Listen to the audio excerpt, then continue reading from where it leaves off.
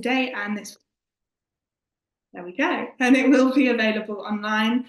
Feel free to use the chat box to ask speakers questions or raise your virtual hand. You can do this by clicking the react button at the bottom of your screen, but there will be an opportunity after everyone has spoken to ask the speakers questions at the end. There is captioning available for this session.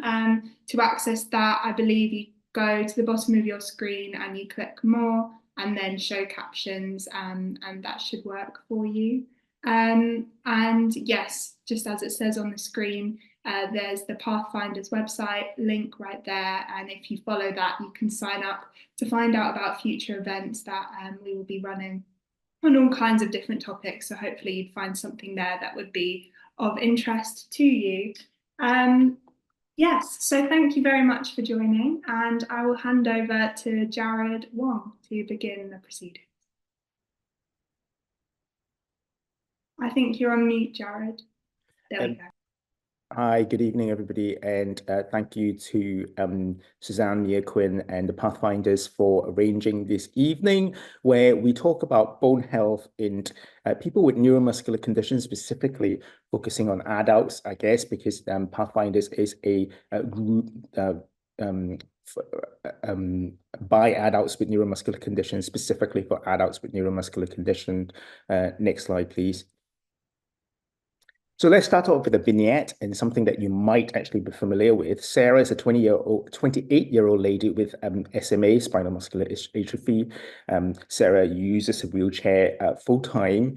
Sarah had an injury where she fell from the wheelchair on carpet. She didn't have her seatbelt on, and she was in a lot of pain and sustained a fracture of her thigh bones, or what we call the femur bone, and she was rushed to the hospital, and it was noted that she had a break of the bone, and it was actually quite surprising because, you know, it was thought that she didn't have much of an injury. She just fell on carpet and just like fell off a chair.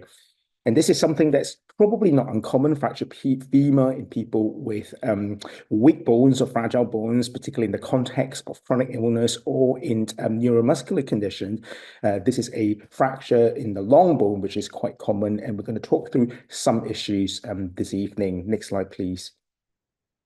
So why are bones weak in people with neuromuscular condition? Because muscle and bone have a very close relationship, and there's actually very good crosstalk. So the issue of looking after bones or considering weak bones in people with neuromuscular condition is probably something that has not been paid as much attention. But in the last 10 years, in people with DMD, particularly younger boys with DMD, this has raised a lot more attention. And we believe that weak bones should be something that's considered in people with neuromuscular condition. Like, more people with neuromuscular condition will have their heart and their lungs checked. And I think it's very important for us to consider bones as well. Next slide, please. Strong muscles lead to strong bones. Muscles secrete a whole lot of chemicals, or what we call hormones, which lead to bones being stronger. And we also know that if you use muscles, particularly when you contract muscles, that forces the bones to become stronger and thicker. So, for example, we do know that people who are healthy, astronauts who go to space, for instance, because there is actually no gravity, astronauts actually lose a lot of bone quite dramatically over their journey.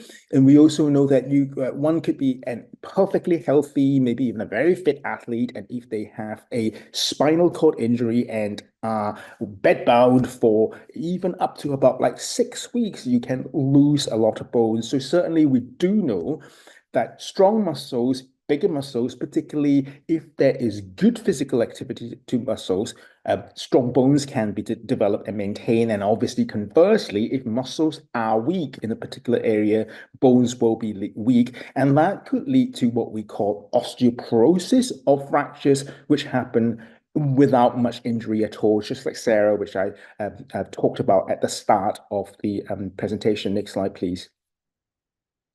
So what's one thing that's also very important, obviously some of you or may actually have a neuromuscular condition that has been present since childhood.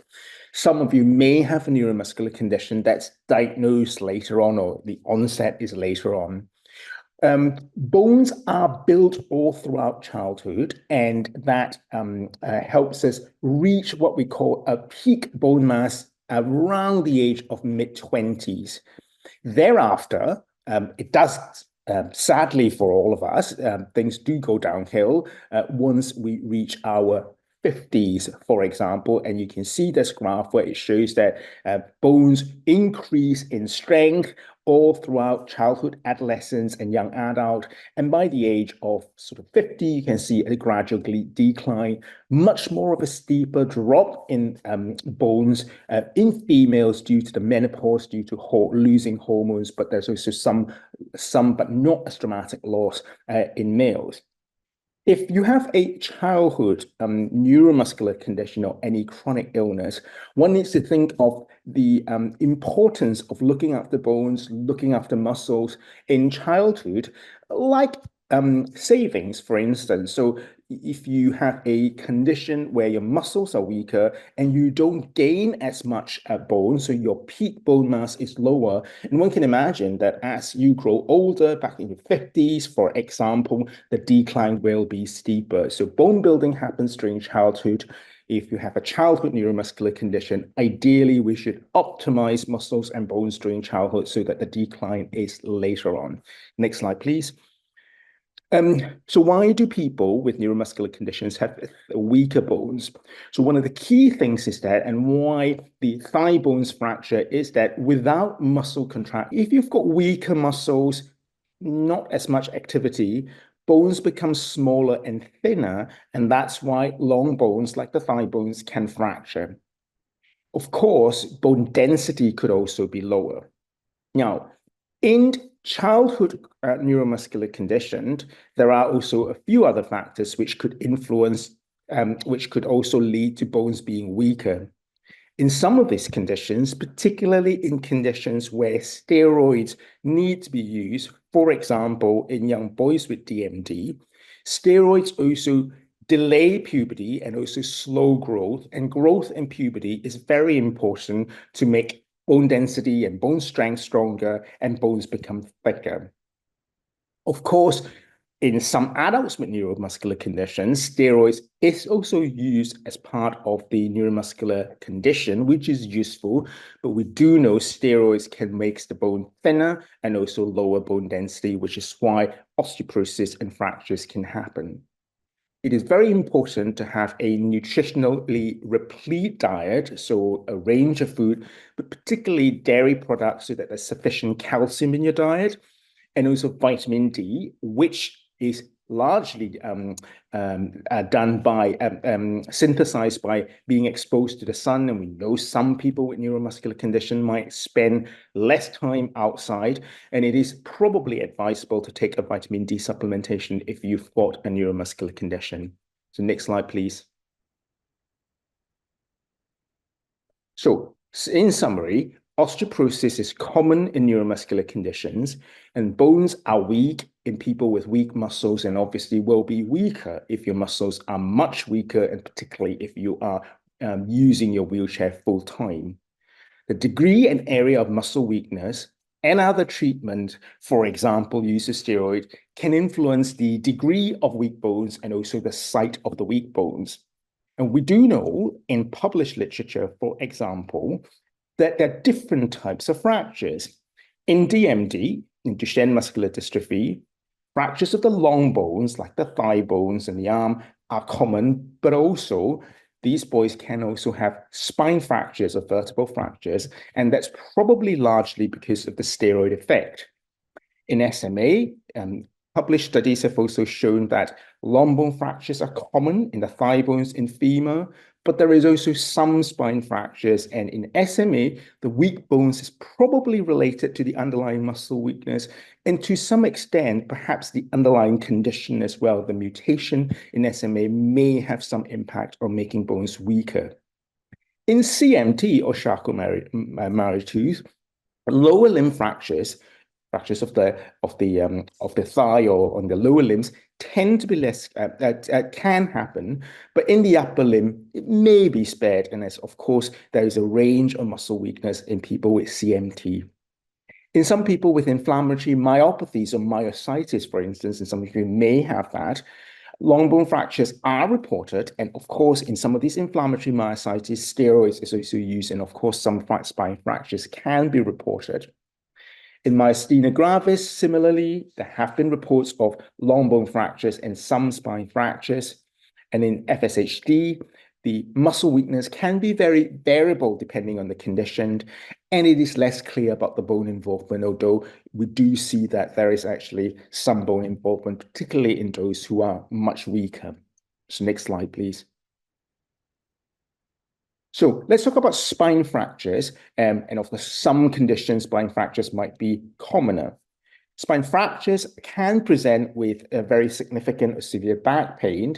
It could also lead to intermittent chronic low back pain, but sometimes it can also be present without any back pain. And certainly in some conditions, like boys with DMD, or those treated with steroids, getting some images to check to see if you could have spine fracture is useful, because once you have spine fractures, even though if you don't have any back pain, these fractures will progress without any medicine to strengthen the bones.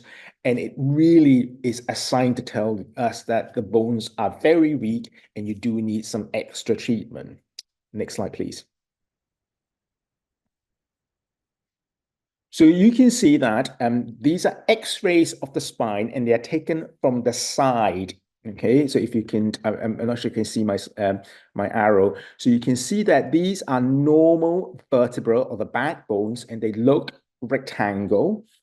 But on this side, you've got the spine of a person with vertebral fractures, and you can see a lot of all these vertebrae are not rectangle shape anymore. They're what I call squashed or compressed.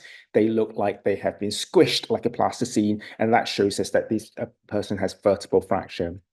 So next slide, please. I want to put this slide up just to be clear what vertebral fractures are. Vertebral fractures are a result of weak bones or osteoporosis. But of course, you can get curvature in the spine, which can be common in people with different neuromuscular condition. Curvature of the spine or scoliosis can be common in different conditions and happens to different degree. But scoliosis is not spine fractures. Scoliosis may need surgical intervention in some people, and some of you might have heard of either yourself or other people who have had metal instrumentation for scoliosis to try to straighten the spine. But it's just important to note that scoliosis is not vertebral fracture. Next slide, please. So in children and in boys with DMD, the much more recent standards of care, because we know spine fractures are extremely common in these boys on steroids, is that once a year they should get X-ray pictures to try to find if they've got spine fractures. But importantly, that these boys should also have bone density scan or DEXA scan to measure bone density once a year. And these boys should get vitamin D supplementation and also a liver check about once a year. Now, we don't have as much detailed clinical guidance for other neuromuscular condition, but certainly if you're taking steroids long-term, there should be some imaging of the spine to see if you've got spine fractures, and monitoring of bone density should also be recommended. And certainly there are some guidance of similar monitoring in patients with SMA, for example. There are some challenges in obtaining bone densities for some of these people, particularly for adults, and we will talk a little bit about that later. Shima will talk to you about some research and some challenges in getting bone density done, particularly if you're using your wheelchair full-time, and how we interpret those results. Next slide, please. So if you've had a fracture with minimal injury, like Sarah, fell off a wheelchair and fell on carpet with minimal injury, or if you have spine fractures with or without back pain, you should ask to be referred to a bone specialist to discuss the use of bone protective medicines to strengthen the bones. In children, we tend to use this medicine called bisphosphonate, and we tend to use an infusion because the infusion form of the medicine seems to be more potent in children. But if you have a condition or your osteoporosis is diagnosed in adults, sometimes that could be treated with an equivalent medicine, but as a tablet form. So in children, these medicines are much more potent if given as an infusion, and the tablets don't seem to work as well. So next slide, please. So what are bisphosphonate medicines? And bisphosphonate medicines really slows down the bones from breaking down. And the way I can explain about how bones are built is that there are different kinds of cells. There are osteoblasts, which is like this man laying down bricks. But everyone also has osteoclasts, which is like that man trying to drill and take away those bones. And these cells work normally in our body, and you need both your osteoblasts and osteoclasts to work. But if you've got very weak bones or osteoporosis, when we give you bisphosphonate, what it happens is that it targets the osteoclasts, i.e. the bone-breaking cells. It almost means like you are capturing away the person who's drilling away the bones, and as a result, you have more bones being built, and that's what bisphosphonate does. Next slide, please. What we do know with bisphosphonate, particularly with the infusion, is that if you have spine fracture and it's given that way with the infusion, it improves back pain very well. It improves bone density. It stabilizes the spine fractures that are present. It might prevent the development of new severe spine fractures, and it should lower the risk of further long bone fractures.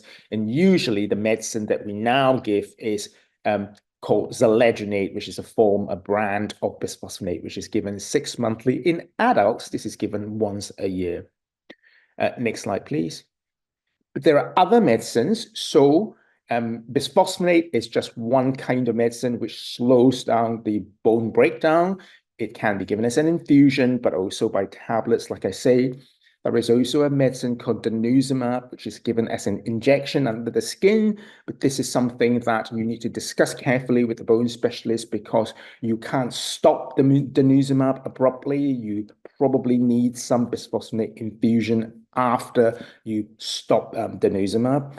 But there are also very potent newer drugs, which we don't really use in children, but can be used in adults, usually if your bones are still weak after taking bisphosphonate, which helps to build new bones. And that really is much more potent. But generally, these are drugs which are reserved after things don't go well when you take bisphosphonate.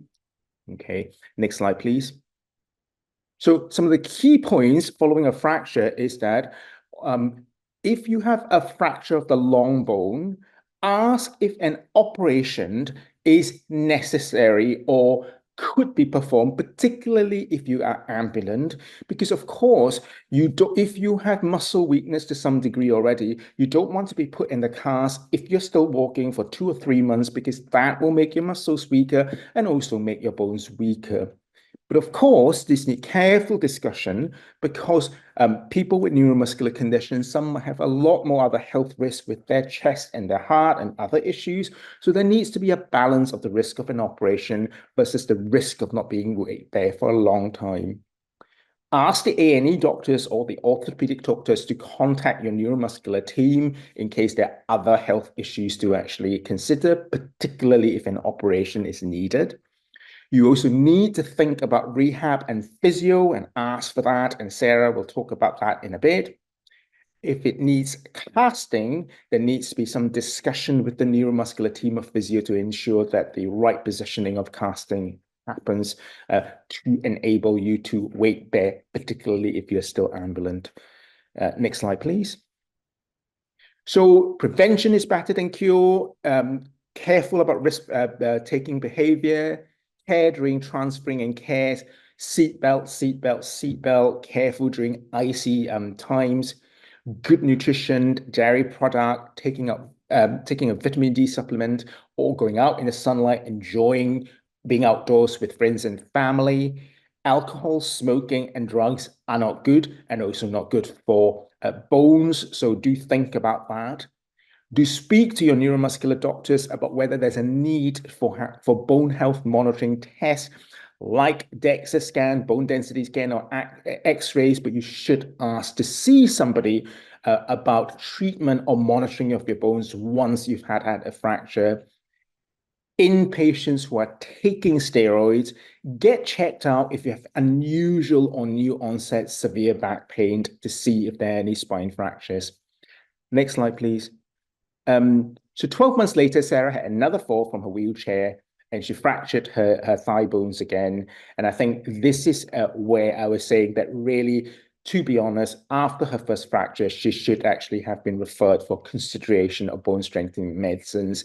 And in this setting, maybe bone density scan is necessary in those who are even without fracture, just to see if we can spot weak bones before fracture has happened. Next slide, please. These are some pictures of how bone density scan can be done. We can do the bone density in the whole body. Obviously, you need to be hoisted onto the scanner. We can check the bone density in the spine, and that's the position that you need to be in. And sometimes it can be challenging. We can also look at the bone density in the hips. You lie on the scanner, but you can see that we need to part your legs and make sure that they're in a particular position, which can be difficult in some people with neuromuscular condition because of contractures. We can check to see if you've got spine fractures in this position. We can check it with an X-ray, which takes a few seconds, but has higher radiation. But we can also use the DEXA or the bone density scan to check to see if there's spine fracture, but it takes a little while longer. And whilst the scan seemingly is quite short, but if you do have a neuromuscular condition, have got scoliosis, have got contractures, 5-7 minutes, sometimes even 2 minutes is actually quite long. Next slide, please. So recently, actually about a year ago, I was part of a European workshop with the European Neuromuscular Center, or the ENMC, the 274 ENMC workshop, where there was a group of international experts and also with 3 patient representatives with various different neuromuscular condition, discussing how we can improve monitoring, management, and also optimizing bone strength in neuromuscular conditions. This was in the Netherlands, and it was over a 2-day period. And I just want to talk to you about some of the recommendations of this workshop. Next slide, please. So we came up with 7 key principles, and these are the 7 key principles which we put together in a report. What we highlighted was that muscles and bone work very closely together, and therefore, if you've got weak muscles, checking bone health and the chance of fracturing is important for everyone with a neuromuscular condition, much more if your muscles are much weaker. What we also wanted to stress was that any fracture can be a big deal for somebody with a neuromuscular problem, so it should always be taken very seriously. Fractures of the fingers, for instance, in somebody who only has got function in the finger, relies on the fingers for devices, is a big deal. You don't have to wait for somebody who actually has got a big fracture in the spine, a big fracture in the thigh. So we wanted to highlight that. And how we understand weak bones in neuromuscular condition is that it is more useful to understand how for that condition or for that person that the muscle problems can change over time. So, for example, some neuromuscular condition will deteriorate with time. Some, for example, with the inflammatory conditions, it could actually improve completely or almost completely. So that can help us understand the degree of weak bones. Next slide, please. The last 4 principle talks about how if we know if the muscle problem will get better or not, that can also be useful to help bone specialists like myself to decide if bone strengthening medicine is needed. If you are checking bone health with a DEXA scan, it is important to look at different parts of the body, so not just the spine, not just the hip. And what we also recommend that doing regular bone health tests like bone density scan, rather than just a one-off, may be better to understand the risk of breaking bones. And caring for somebody with a muscle problem in terms of looking after the bone health takes a team of experts to make sure that the bones stay healthy. Next slide, please. And this really just showed the whole multidisciplinary approach and the different ways that we can look after bones. Next slide, please. And finally, some of the things that I've been involved with and my group have been involved with relates to developing guidance or guidelines for management of osteoporosis, particularly with DMD, in collaboration with the Pathfinders and also with funding from Muscular Dystrophy UK and Action Duchenne. A group of us have actually got together to develop adult UK guidance for monitoring and management of osteoporosis in adults with DMD. We have finalized those guidance and we will be releasing those guidance sometime this year, including a nice patient information videos in collaboration with Suzanne and the Pathfinders. Next slide, please. And I'm also involved with a national project called DMD Care UK. We're developing clinical guidance for boys with DMD, and also involved in an international consortium called Optimize DMD, where we are looking at revising the international clinical guidelines for managing bone health and endocrine outcomes in boys with DMD. So thank you very much for listening. Apologies for some technical issues, but that always happens. And we'll move on to our next speaker. Thank you so much, Jarod. Yeah, there'll be the opportunity to ask questions at the end. I can see that some are in the chat already, so we will get through to those, but feel free to keep adding as things come up as we go through. But for now, I will pass over to Sarah. Hello, just checking everyone can hear and see me okay. Yes, all okay. Great, so my name is Sarah Brown and I am a physiotherapist at the Children's Hospital in Glasgow.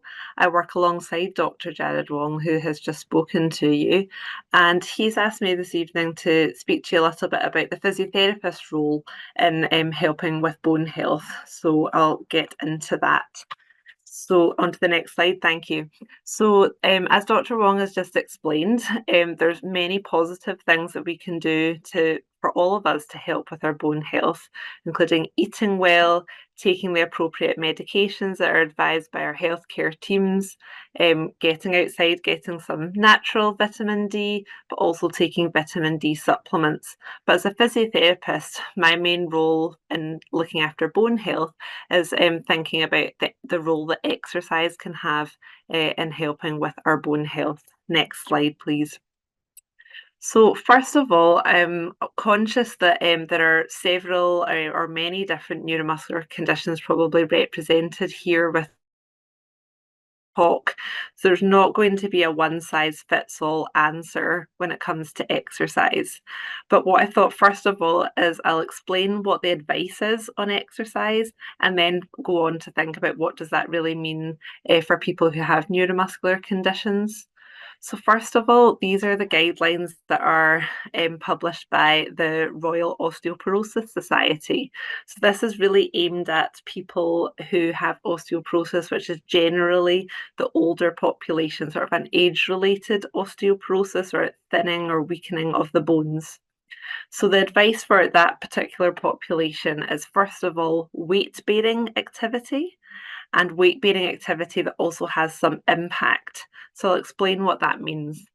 So weight-bearing activity, so remember this is thinking about the ideal world and what we could do for that kind of older population perhaps. So weight-bearing would be exercise that's in standing, so with the weight of the body pulling down on the bones, applying some force. But also impact. So impact is adding some extra force to that activity. So either with a sort of controlled jolt through the bones or, some load. So examples of this would be, so a low impact activity would be something like walking or marching on the spot, climbing upstairs, walking up or down hills, or maybe doing something like Pilates, which can be done in various different positions and it's using your own body weight for exercise. Then moving on to slightly higher impact, so a moderate impact activity. So that would be something that has a little bit more jolt through the bones. So something like dancing, jogging, playing in team sports, racket sports. You can imagine playing something like tennis or badminton, where there's going to be some force through the racket that applies force through your forearm and your bones in your arms. Sort of forceful stamping on the spot can also be considered as a moderate impact or skipping. So that kind of jumping type activities. And then moving on to high impact, which would be something a bit more forceful, much heavier impact, activities like basketball, star jumps, and high-level jumping. You know, these people that do crazy things like jumping off high buildings and all sorts of things. Not something that I'm recommending. So that's the kind of those two pieces of information. So weight-bearing activity and impact exercise. But the other piece of advice is also thinking about exercise or activity that includes muscle strengthening.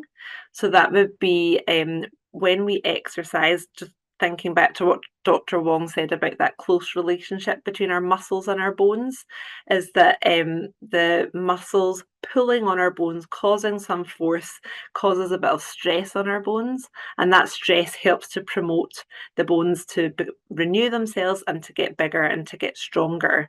So if we can do exercises that encourage our muscles to become stronger, that's going to have a positive effect on our bones.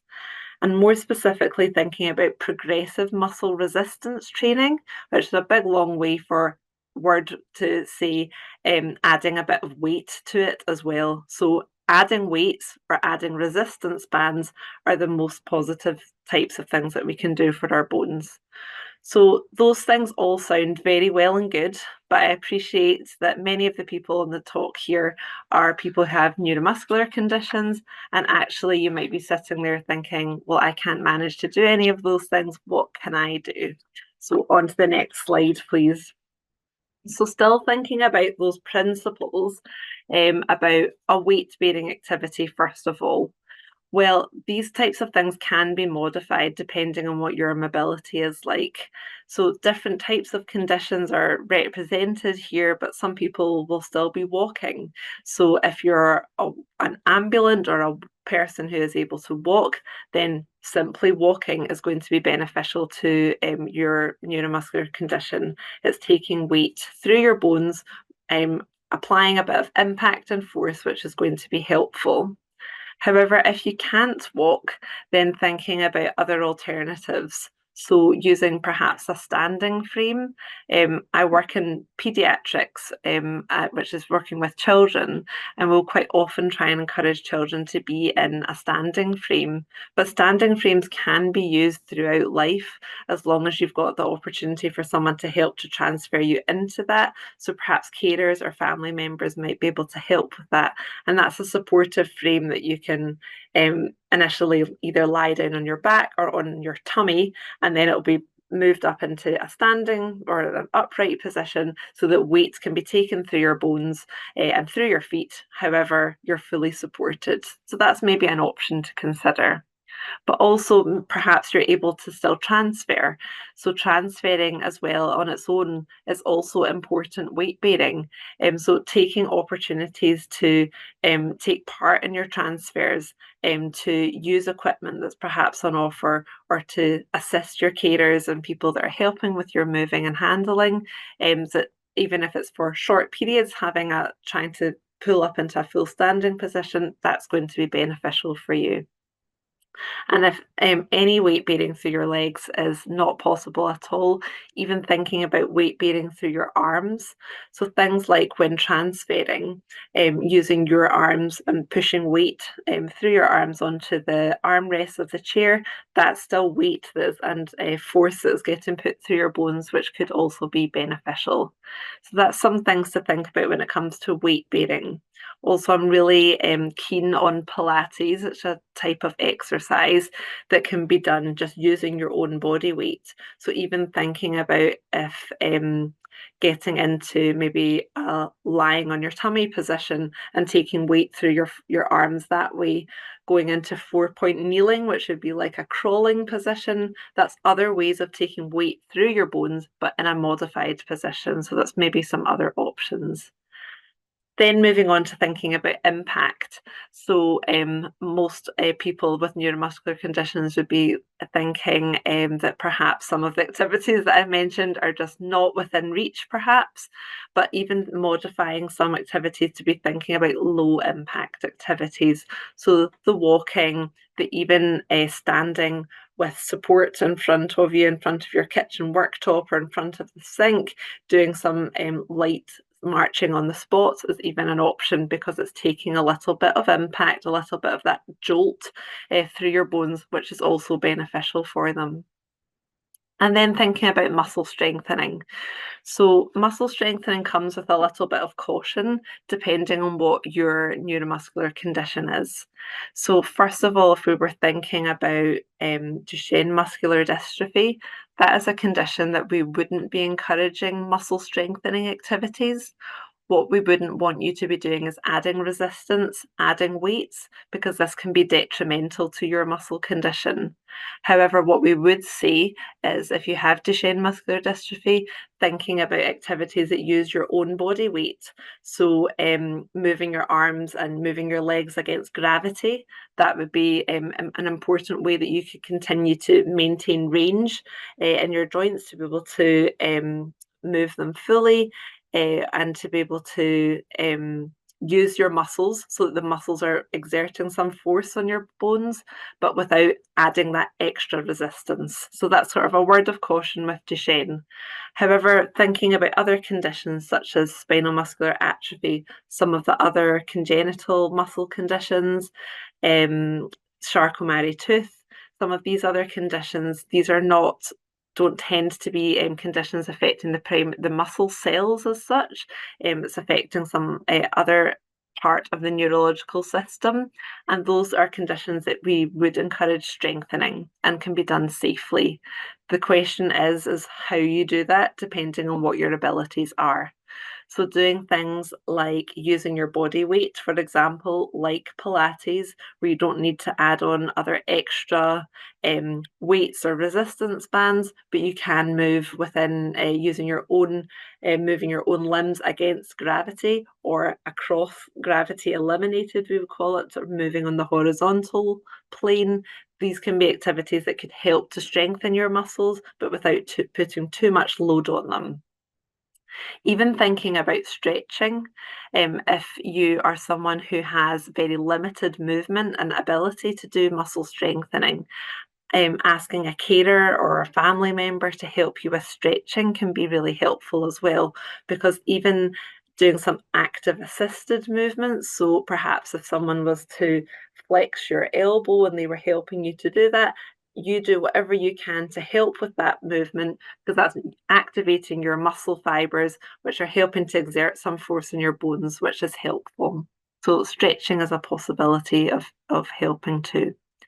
And then even thinking about some of the low impact activities that are still muscle strengthening. So thinking about things such as cycling, swimming, gardening, doing jobs around the house that we all need to do. These things are using our muscles, they're causing some exertion on our bones, and that could be helpful too. So the Royal Osteoporosis Society wouldn't necessarily count activities such as swimming or cycling as the beneficial activities for bone health. However, we do know that they are helpful for maintaining muscle strength, and the more that someone with a neuromuscular condition can maintain their muscle strength, then that inadvertently is going to have a positive impact on maintaining their bones also. Next slide, please. So just thinking about the meeting that Dr. Wong was at last year, and those sort of 7 key principles of advice that were given, the part that is relevant to thinking about exercise was that a personalised programme should be in the lifelong process of care of patients with neuromuscular conditions, including strength and resistance exercises. Now, I work for the NHS, and I know that it's not easy for everyone with a neuromuscular condition to get access to a physiotherapist, and particularly moving into adult services, that can be really challenging. So accessing that personalised programme is not necessarily easy, but I wanted to show you a couple of resources that are things that you could have a look at yourself if you don't have easy access to a physiotherapist. But also that sort of bottom line of more research is required. It's probably the bottom line of most research papers you ever read, and that's because more research is required into looking into how exercise contributes to bone health in the neuromuscular populations. There's still a lot more work to be done here. Next slide, please. So a couple of resources that might be useful for you. So there's the Royal Osteoporosis Society website. So that's that kind of still from one of their videos. There's some really nice videos that are there to give you advice about exercise.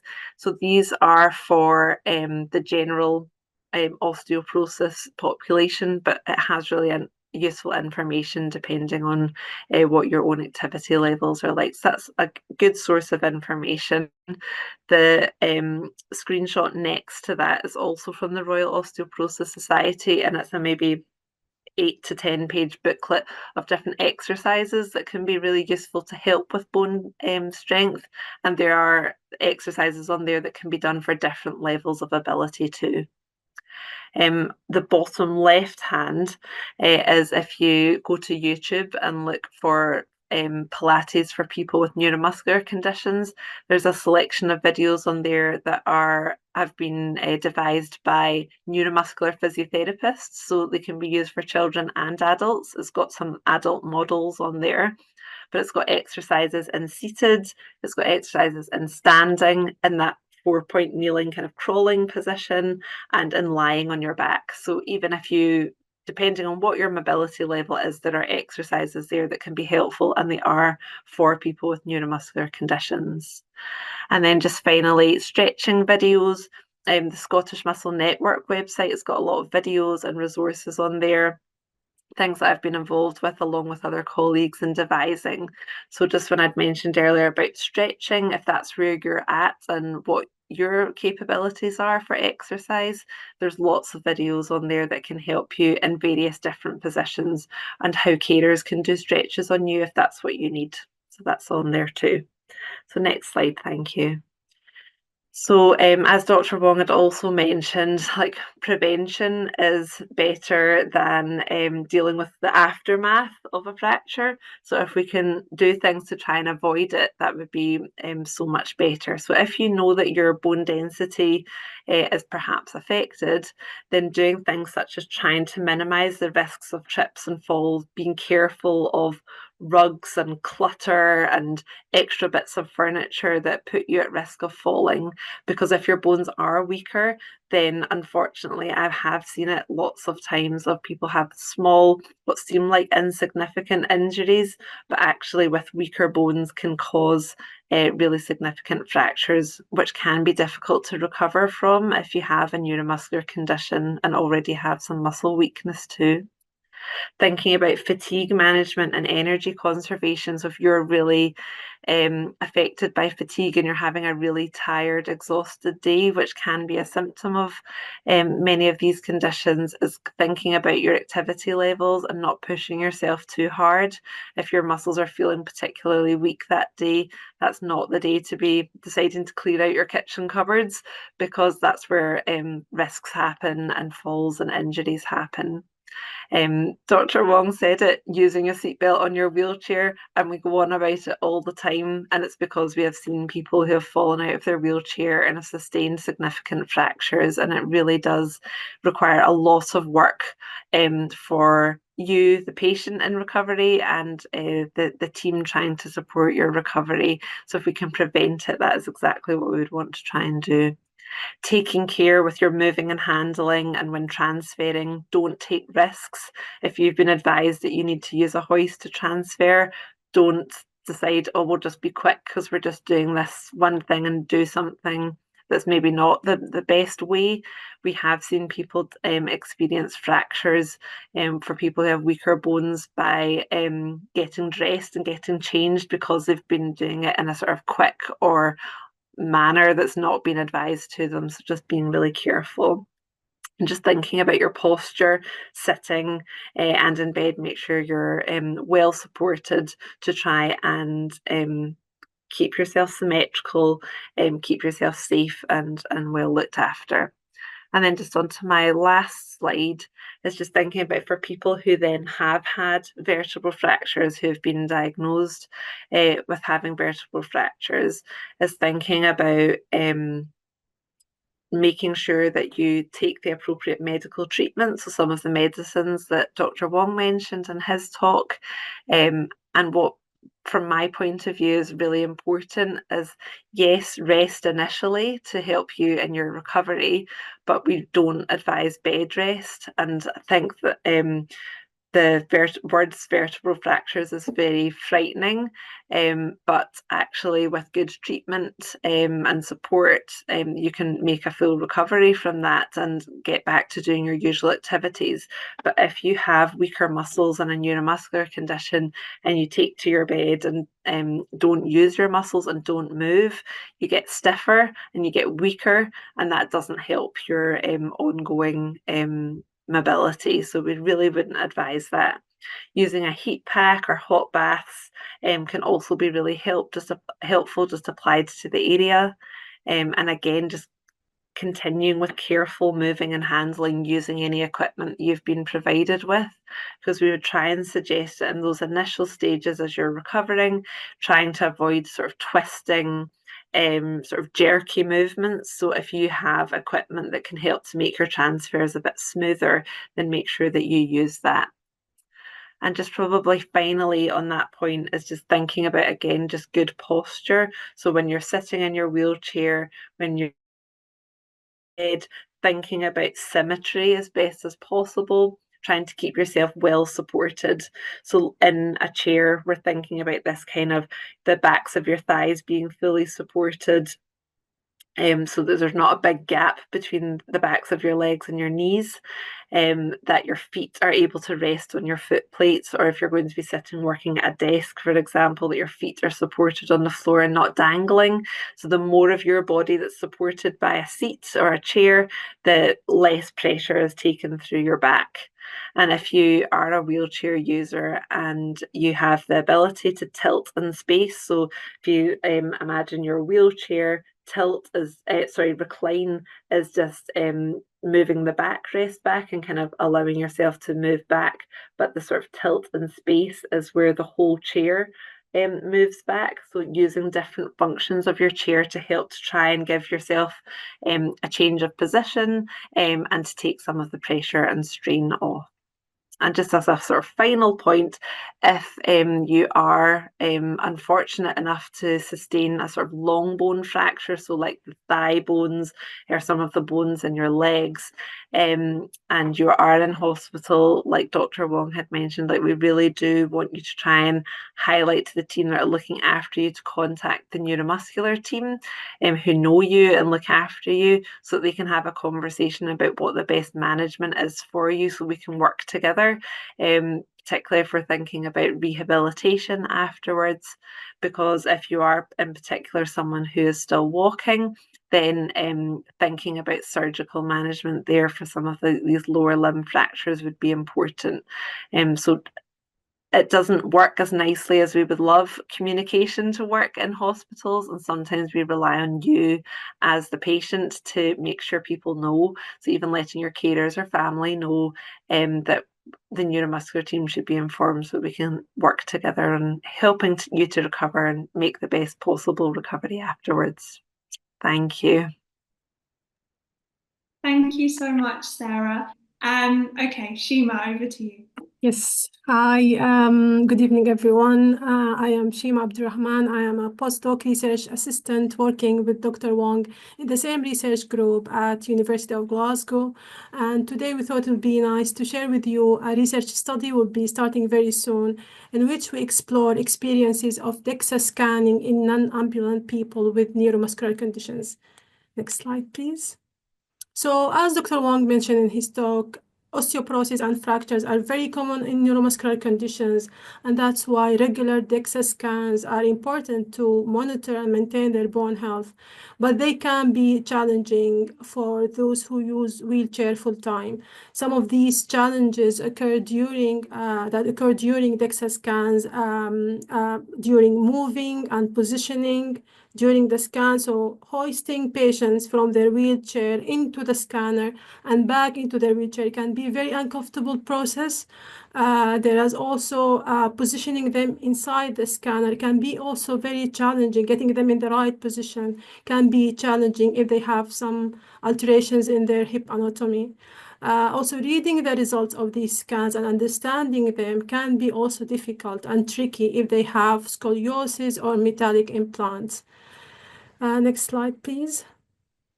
So the main aim of this research study is to make DEXA scans easier for patients who use wheelchair full-time.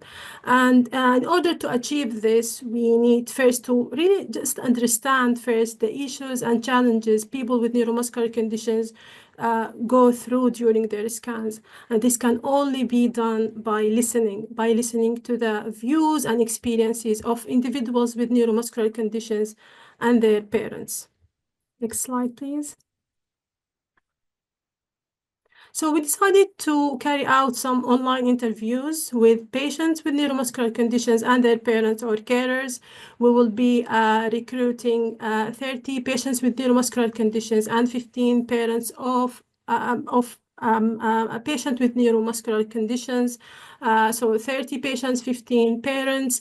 And during these interviews, participants will share with us their experiences with DEXA scans, what went well, what was positive during these scans, and also what was negative and was challenging during these scans if they had a scan in the past. In case they haven't had any DEXA scans, we will also be interested to speak to them and just discuss their thoughts about having a scan in the future and if they have any concerns about the scans, and then discuss how they think this process of DEXA scans can be made more like convenient and easier for these patients. And just for your information, we will also be carrying out some focus groups with healthcare professionals to understand the challenges from their angle and see how the process can be improved and made more convenient for people with neuromuscular conditions. Because we don't want to come up with solutions or suggestions during the interviews and then realize that these solutions are not applicable or not doable in the scanning room. So yeah, it would be useful to discuss these issues and experiences from these different angles: patients, parents, or carers, and healthcare professionals. Next slide, please. So who can participate in this research study? First, patients. We will be inviting those with neuromuscular conditions who are 16 years or older, but they need to be full-time users of wheelchair, and they also need to be living in the UK. For parents and caregivers, similarly, we will be also inviting parents or carers of a parent, of a person with neuromuscular condition who is a full-time user of wheelchair, and also they need to be, of course, a UK resident. Next slide, please. So what will happen during this research study? As I mentioned, participants will be taking part in online interviews. These online interviews should last between 45 to 60 minutes. These interviews will be led by researchers from Pathfinders and University of Glasgow. And as I mentioned, during these interviews, we will ask participants to share their experiences with DEXA scans if they had one in the past. If they didn't have any DEXA scan in the past, we will still be asking them their thoughts or concerns that they have, if they have any, about having a DEXA scan in the future. And after we discuss the challenges and experiences, we will then ask them to provide any feedback if they have feedback on how we can improve bone healthcare and DEXA scanning for people with neuromuscular conditions. Next slide, please. So these are the researchers who will be conducting the interviews. We have Mia from Pathfinders, and we have Jennifer and myself from the University of Glasgow. So you will most probably see two of us, but yeah, most of these interviews will be led by Mia, and Jennifer and I will be helping during these interviews. So yeah, if you need further information, study posters will be shared in the social media of Pathfinder, so keep an eye on that, and also social media of other patient groups. We will start recruiting for this study early March this year, so less than 2 months. And if you are interested in very friendly, casual chat with us, or you know someone who could be interested in participating in this study, you can scan the QR code you see in front of you, or keep an eye on the social media of Pathfinders. This QR code will take you into the participant information sheet, in which you will find more information, more details about the study, who is conducting the study, and more details about how we protect your information, keep them secured and private. So yeah, if you are interested, that would be yes. So I thought also share with you another research study, an exciting one, but the recruitment for this study will start end of this year probably. So this is a clinical study. So participating in this study will require participants to attend a DEXA scanning session at the hospital. This will be run in 2 different hospitals. So either one in Glasgow or in Birmingham. And during this clinical study, we want to understand if doing a DEXA scan, if we can or not, do a DEXA scan of the forearm for people with neuromuscular conditions while they are seated in their wheelchairs. And if we realize we can do this, we want to see if this can replace the the usual way of doing the scans in people with neuromuscular conditions, which require them to be hoisted from their wheelchairs into the scanner and back into their wheelchair. So we will be inviting 50 young adults aged 16 to 30 with neuromuscular conditions who use wheelchair full-time, and also another 50 similar young adults without serious health issues. But yeah, look out for further details near the time. And that's everything from me today. Thank you very much for listening. Thank you.